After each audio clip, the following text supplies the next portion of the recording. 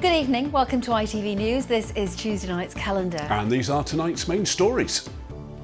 Bars and cafes in Lincolnshire say they're struggling to stay afloat after 3 lockdowns and numerous other restrictions. Yesterday, the Prime Minister said that outdoor hospitality venues should be able to open from the 12th of April if infection rates and hospital admissions fall.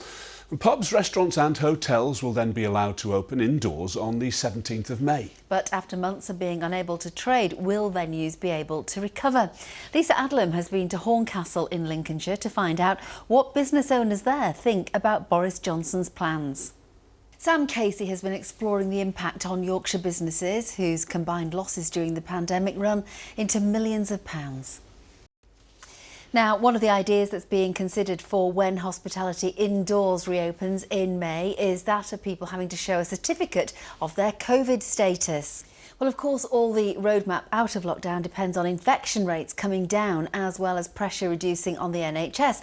A little earlier, I caught up with Nikki Credlin, the chair of the British Association of Critical Care Nurses, who's a nursing lecturer at the University of Hull, and I asked what the situation in hospital and intensive care is like now. Mary, thanks very much. Now, a couple from Chesterfield has spoken about their anguish of being told that they've most likely missed their window to have IVF treatment and start a family because of delays in the NHS caused by the pandemic. Thanks very much, Raggy. Well, the UK's governing body for cycling is set to announce a 5-year programme aimed at increasing diversity in the sport. British Cycling has described the lack of ethnic diversity as a significant problem. Campaigners say the traditions of some cycling clubs can be intimidating for people from ethnic minorities. They also say there needs to be diverse role models at the top of the sport to encourage young people to take part. Well, Kevin Ashford's been hearing from one group in Lincolnshire that wants to encourage broader participation. Always good to have role models. Here's our role model for any aspiring young meteorologist.